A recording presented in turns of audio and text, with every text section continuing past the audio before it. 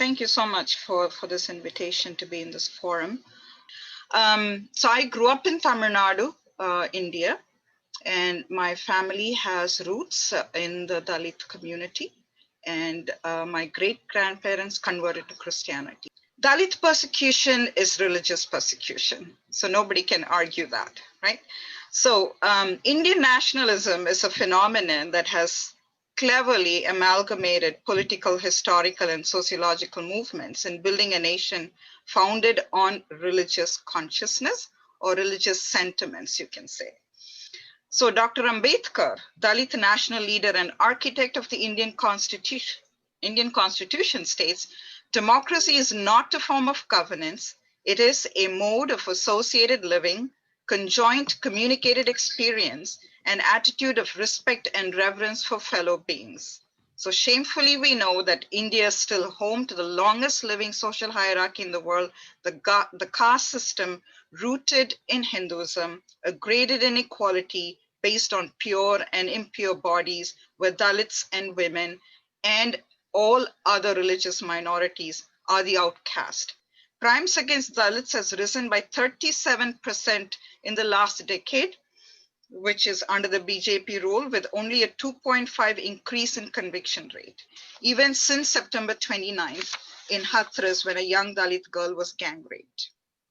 And that rape and burning of her body without even allowing her family to see it was authorized, right? The Uttar Pradesh police and the politicians actually stood and watched while that happened. So these are clear evidence to tell us that, Dalit women's bodies and all Dalit bodies are lynched to make a statement that these bodies just do not matter. Ambedkar basically questions, how do you expect to succeed if you allow the Shastras, the Hindu Shastras, to continue to mold the beliefs and opinions of the people of India? And he's directly referring to the Manusmriti, or the laws of Manu, which originates in a belief in the primordial man, so to speak. The basic book of law states, he who associates with an outcast himself becomes an outcast, not by sacrificing for him, teaching him, or forming a matrimonial alliance with him, but by using the same carriage or seat, or even just by eating with him. The Manu Dharma says that a Hindu's dharma is to actually perpetrate violence on Dalits and others, and to consider women to be rapeable. So that is their dharma, that is their religious duty. So they are good Hindus if they actually carry out violence against Dalits and others. So the Brahmins occupy the supreme rank, and therefore the untouchables, quote unquote, are the very impure servants, as mentioned in the Manu. So despite the fact that untouchability was abolished under India's constitution in the 50s, the practice of untouchability, the imposition of social disabilities on persons because of their birth, is a stark reality. And every day we hear stories of Dalit lynching, and also the ways in which Dalits are being shamed. The RSS, or the Rashtriya Swayam Sevak Sangh, is a fundamentalist group, right, that claims supremacy and a prerogative, an entitlement to threaten and use violence against those who do not follow Hindu faith based on the notion of grounded privilege. So therefore, the dominant caste communities, under the name of Hindutva terrorism, terrify vulnerable groups such as Muslims, Dalits, women, and Buddhists as well, to mark a position of authority.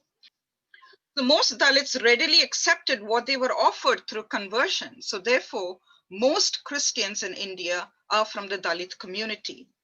So even though very few Dalits are able to move out of their segregated colonies due to their Christian education, I'm here today because of the education that was offered by Christian missionaries.